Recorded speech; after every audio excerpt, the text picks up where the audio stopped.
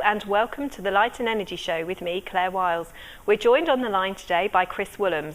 Chris is from CANCERactive, which is a holistic cancer information site, and Icon magazine. Online with me here now, I have Chris Woollams from CANCERactive. Good morning, Chris, and welcome to the Light and Energy channel. How are you today? Fine, thank you. Good morning to you. Good morning. Can I first ask for our listeners how CANCERactive was founded and why you felt the need to actually found CANCERactive? Right. CANCERactive was founded slowly. I think it was in 2001. I know it sounds terrible that I've forgotten. My daughter got a brain tumour. Uh-huh. And she was given by the doctors at St Thomas's 6 months to live. And they'd never had anybody live more than 18 months with a similar tumour. My daughter just finished Bristol studying chemistry and law. I was a biochemist and I'd been in advertising for 22 years and retired. And since my retirement, I'd studied nutrition. So we got stuck in. The first thing we noticed was that almost wherever we looked, it said you're dead. It said the drugs didn't work. So we had to go and find alternatives. We did find alternatives, complementary therapies and so on. Catherine then started to get better and better. Every 3 months when she had her scans, she was improving. She wanted to have a magazine in hospitals because she said, Dad, I know you've read all the books, but I just can't. There's just too much in them, and they're mostly pretty negative. She came out with this great line. She said, I'm not interested in cancer, I'm interested in living. Mm. And so what happened was she wanted a magazine full of tips and help to people in hospitals. So we started mocking one of those up, and we realised we'd have to pay for it. So almost coincidentally, two doctors at St Thomas's then said, look, we're getting on for nearly 2 years now she's lived. You must have found stuff out. Can you write it down for us? So I thought, well, in every ad man there's a book. I better write one. Mm. And this first edition of Everything You Need to Know to Help You Beat Cancer, which was 50 little questions and 50 little answers. I look back at it now quite embarrassed. It's still in a publication now, isn't it? But a much huger book. It was. I mean, what summarised it at the time was a lady came up to me in America. We were on a stand and no one knew who on earth I was because I wasn't speaking for another 2 days. And she came up, she said, I bought your book last night. She said, I went upstairs because after dinner I had nothing else to do. And I started reading it. And at 2 o'clock in the morning, I couldn't put it down. So she read it in 6 hours. But to answer your first question, as a result of which we used all my books and speeches and everything else to raise money, and that paid for the magazine, and the natural extension was to put the magazine on the web, and that's how we sort of self-fund, and CANCERactive was born, and we never set out to be a complementary and alternative cancer therapy charity, but if you have a brain tumour even now, your chances of long-term survival are very poor. So you have to find other ways of increasing your survival time. Mm. So that's really the background to it. So we are a genuine holistic charity. We've got 94 drugs loaded up on site, the future of radiotherapy, articles on surgery and so on. But we've also got, in our 2,800 pages, I'm told yesterday, an awful lot of complementary and alternative stuff. Yes, which is so important, isn't it? When we're dealing with making somebody better as a whole person, then diet and lifestyle has a huge impact, particularly in cancer. What's your feelings on today's diet? Well, funny enough, I've just done any news about diet, and it prompted an awful lot of response. And I think that if you look at normal diet, I go to the store up the road, which is I don't know what I can name it, but the big supermarket up the road now virtually has no organic food on the shelf. I cannot buy organic whole brown rice, which is just a nonsense. And it's about supply and demand, but it takes you back 30 years when all the breakfast cereal people in America started making their breakfast cereals for the mass market. they took all the goodness out of them, and you end up with kids drinking their sugared orange juice, their sugared corn, whatever it is, with that no nutrition in it for breakfast. And then people wonder why 8% of kids in America have got diabetes, type 2 diabetes. And it's just not crazy. When it comes to diet for us is just one of the things. We have this, I've been trying to help people. I'm not a doctor, so I can't help them or treat them, nor do I treat them. But I try and help people put their programs together, because a lot of people who want to do complementary therapies around their doctor's orthodox stuff when they get cancer don't know where to start. Yeah, absolutely. And then they commit the error because the lady down the road told them it would be really good to go on apricot kernels or something. Then they read something in the paper about aspirin, and then somebody said, why don't you become vegan? So they kind of jumble all these things up and think it's doing them some good. And of course it doesn't. And what we've tried to do is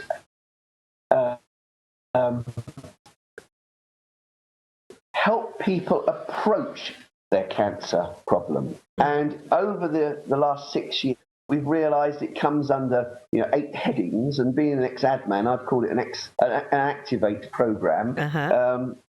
So we have this Activate program, which says if you want to be thorough in treating your cancer, you have to treat it. You have to choose what you want to do. But we see eight areas for you to work in, and they look at everything from stress and body energy to supplements to diet to exercise and so on.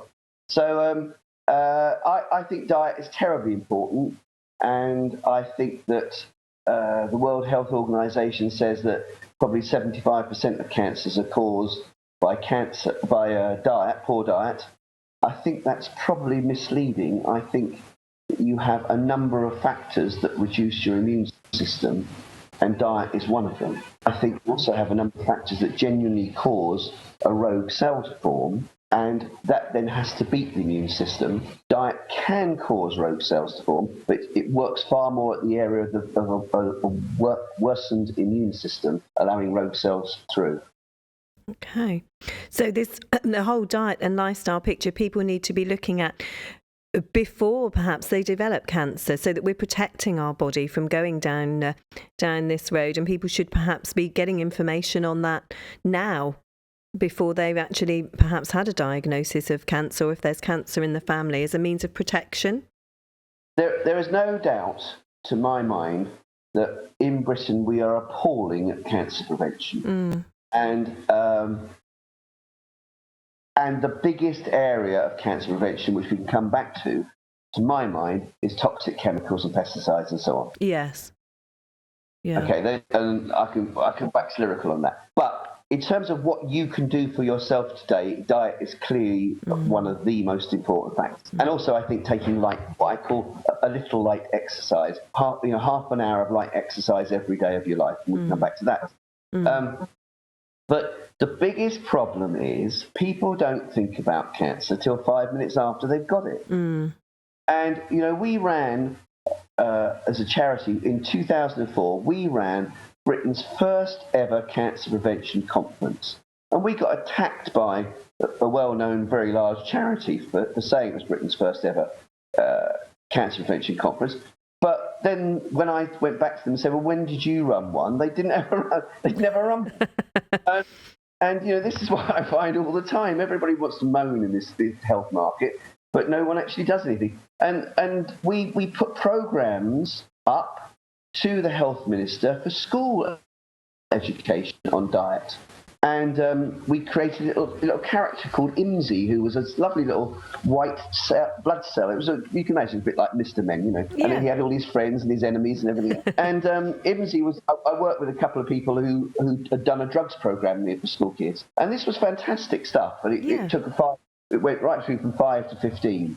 We had all the programs lined up and so on. And the health minister said, "Brilliant, brilliant, go and get a grant." We went to the grants people, and they said, No, it's already been done. And when we went back to them and said, this is government grant, we went back and said, why can't we have one? They said, no, it's already been done. And so we said again, well, where is it already been done? We will help them. Yeah. It isn't being done. It's not being done. These people just fob you off. Yeah. So we couldn't get our government grant of 170,000. I think it went to, one-eyed people in Scunthorpe or something. But, it does. I mean, you look at the government grants, who they go to. Unbelievable. Why do you, Unbelievable. why do you think that conventional medicine is almost, well, it isn't giving people the whole picture of what they might do to protect themselves? Do you think that there's some other reason for that we're not supposed to be healthy? I think it's a very good question. I get angry, as anybody who knows my writings does. I get angry because we get this claptrap, which is, 50% of cancers are all your fault. And you don't eat properly, you smoke, you go in the sun, and so on. Mm-hmm. I mean, number one, it begs the question, well, what are the other 50% from? Yeah. Two, as I said, some things poison your cells and create rogue cells, but the overwhelming factor is you put your immune system down, and that's what allows the rogue cells to... Well, I mean, the latest research from Norway suggests that you have cancer 6 times in your life. Right. And 5 times you beat it off and don't even know about it. Really? Yeah. I mean, it's an interesting one, isn't it? It's two different Scandinavian studies in the last 3 years. And no one talks about it. And I just think that what we've got, to answer your question, is a kind of an unhealthy status quo. Mm. People are far more focused on trying to find cures for cancer and cures for diabetes, for example. So, you can have an injection of insulin, and that's a cure. And that's where we're going with cancer. We're going with maintenance cures. We're not going to go and cure your cancer. Mm. We're going into maintenance of your cancer. And everybody's geared up to do that, and nobody's thinking about what's filling the bucket up in the first place. Mm. And it drives me mad, and no one is prepared to actually build a program of activity in schools. First reaction is, well, of course, there's no time in the curriculum. So we took an English lesson, we took a history lesson, we took an exercise lesson, and we were doing IMSI in all of them. Mm. We just, if you're doing English comprehension, why not do one about a story about IMSI and his friends? Mm. You don't have to get about under Milkwood, do you? No. And there is, I mean, it sounds like I'm saying conspiracy theory. I'm not saying conspiracy theory. I'm just saying there's this kind of happy, trogging along status quo where, I listen to, even from Thailand where I live, I listen to the debates, the government debates on for the Prime Minister a year and a half ago or whatever it was. And as soon as the word cancer came up, Gordon Brown said, well, what we're going to do is get doctors to see you earlier. And Cameron said, well, what we're going to do is give you an extra 50 million for the new drugs. It's just more of the same. That's what they want to do. It's not getting to the root of the cause, is it? It's let's carry on, being poisoned and then try and sort it out afterwards. Well, I'll give you one staggering little gem that I only recently found out. I was looking at a new test that's being used in America. It's being developed by an American company and Nottingham University. And it's a sort of blood test that shows whether you've got cancer. Mm-hmm. And what it does is it picks up the proteins that, if you like, start forming before the cancer forms. So it's a very, very early test. Mm.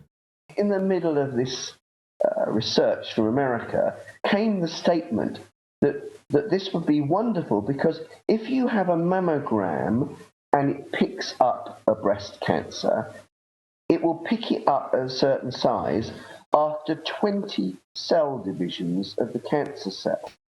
And wait for this, when the cancer cell has divided 40 times, you're dead. So actually a mammogram is not an early diagnosis weapon at all. No. It's picking up cancer halfway through the life of that cancer. Mm. Now, if that doesn't say to people, look, for goodness sake, we have got to get into prevention. Mm. We've got to get into much earlier diagnosis. I don't know what does. We just have a little word now, perhaps, on things like breast cancer and the effect of estrogens, both in our diet and estrogens that are in products that we put on our skin, and their implications in hormone-related cancers. Because I find, as a nutritional therapist, it's quite difficult to talk to people about things like that. The fact that you can absorb things through your skin that can be potentially toxic. Right. Which one would you like me to answer first? Let's talk about the effect of estrogens first. All right. First of all, I'm very simplistic about my view of estrogens. First of all, as you know, there's lots of estrogens. They're chemical compounds, tend to have the same tails to them. That's the way of looking at it. They're animals with the same tail. And at one end of the spectrum, you've got estradiol. It's I won't go into its chemical name, but it's called estradiol. It's a very aggressive estrogen. You produce it. It's a human estrogen. The tail can stick to receptor sites on healthy cells. The estrogen then gets inside the cell, creates absolute havoc, changes the way you use potassium and sodium, ups the sodium levels, kicks out the potassium. That makes the cell produce oxygen, produce energy very, very inefficiently, and it results in a powering down of the cell, and you're well on your way to a cancer.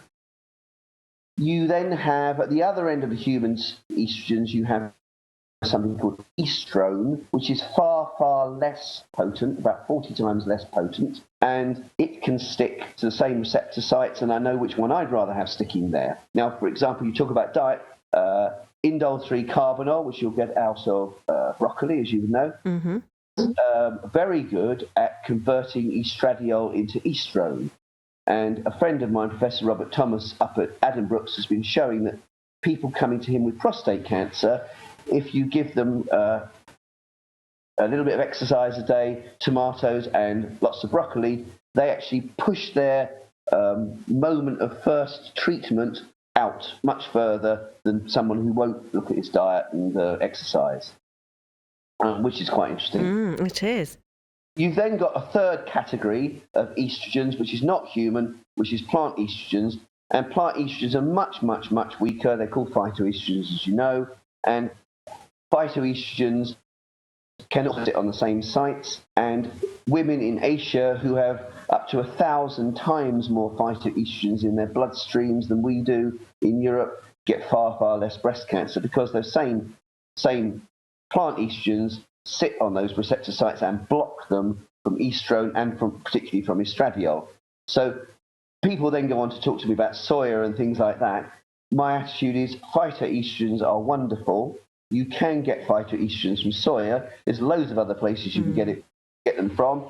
And people don't really understand soya because it's a new food to the West. It causes allergy in kids and so on, because you're taking people who've lived here for thousands of years and giving them some completely new food.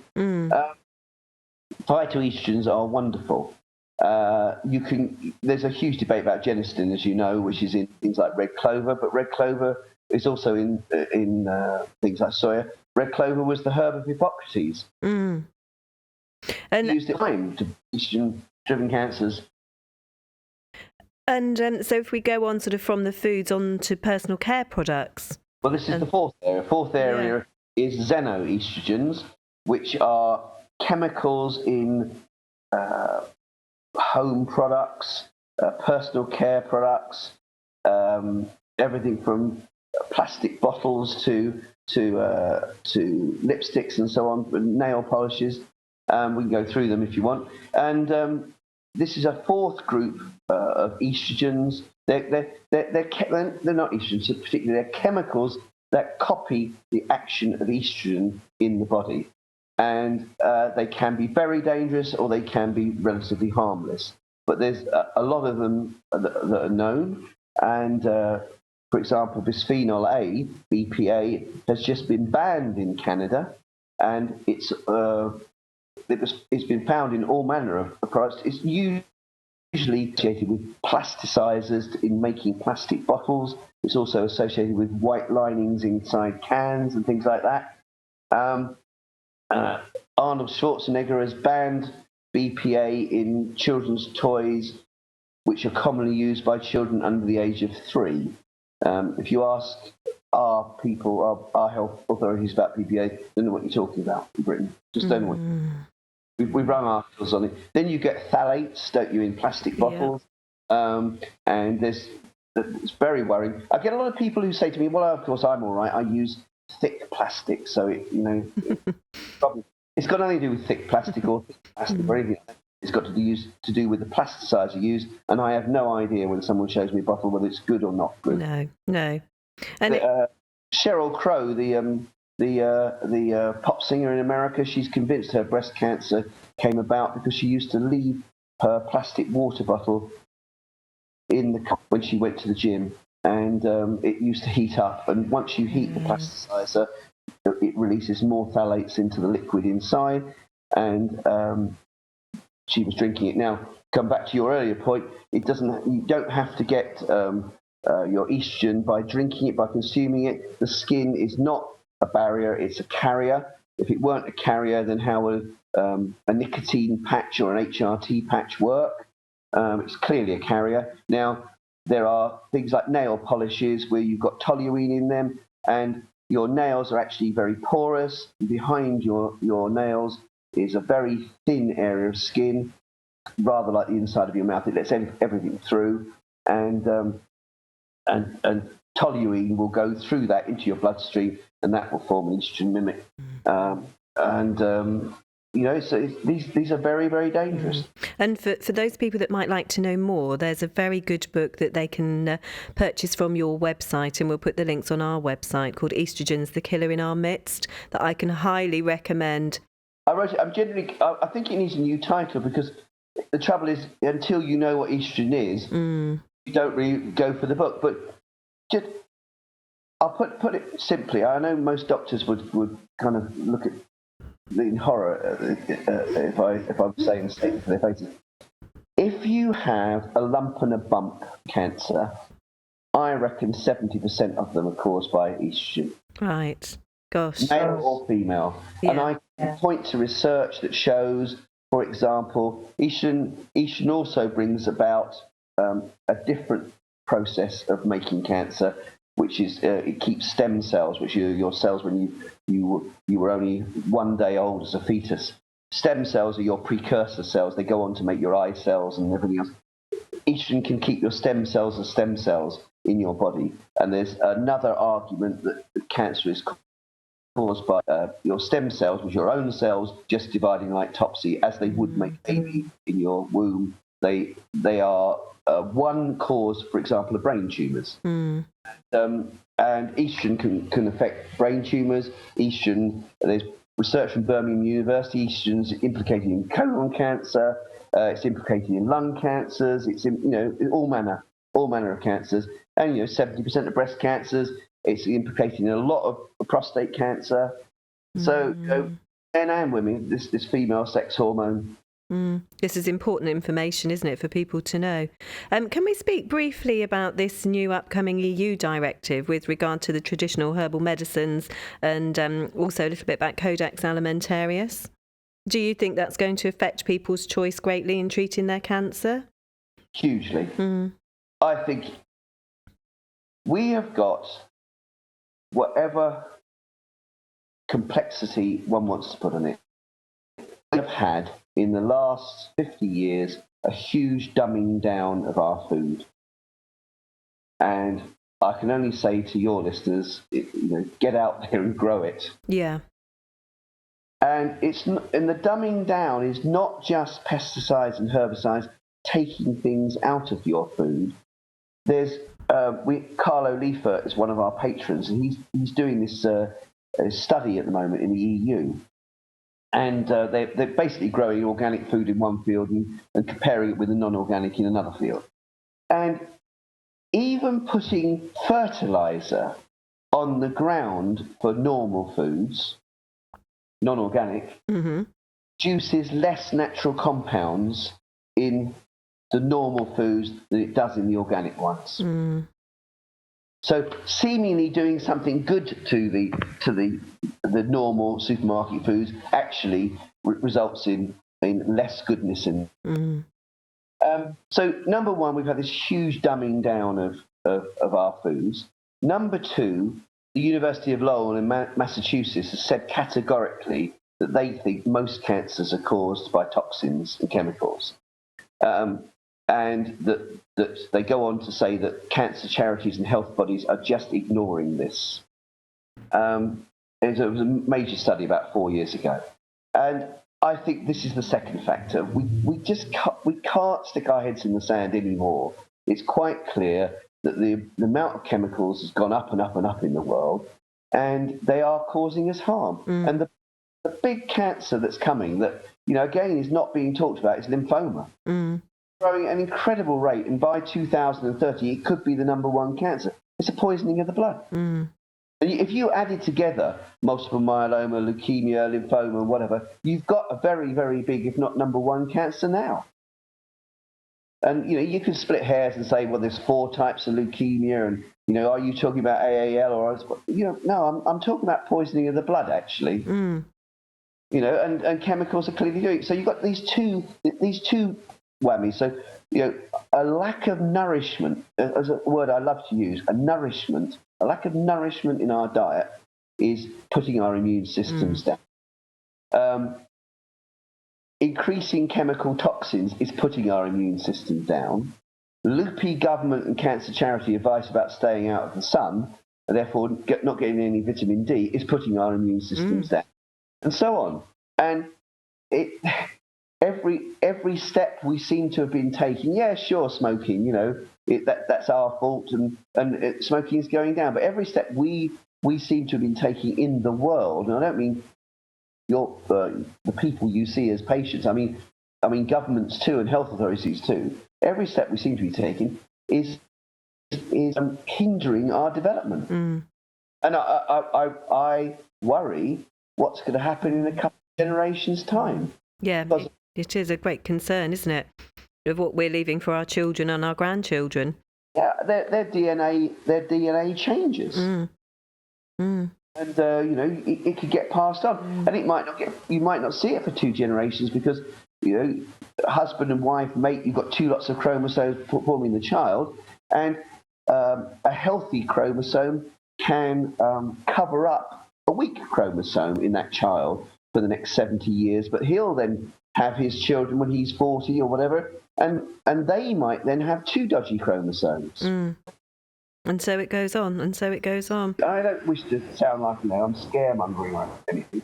I just wish that, the moment we spend less than 50p out of every pound on cancer prevention, and when we did our research, people know how to prevent AIDS. I think it was about 70% know how to prevent AIDS, and about 40% know how to prevent heart disease, and about 4% know how to prevent cancer. I do not understand why we spend £4 million on television advertising car accidents. Beware of car accidents, and we can't spend £4 million on TV advertising good health. To kind of leave this interview with giving people some advice of what they could actually do here, now, they can make simple changes. If you could give people just 1 or 2 pieces of advice, what would that be? It's very fun, actually.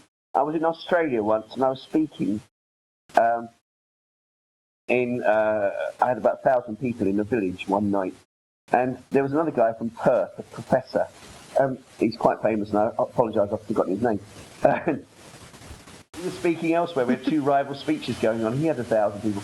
And the girls arranged for us to have lunch. And I asked him this question, and he says exactly what I say.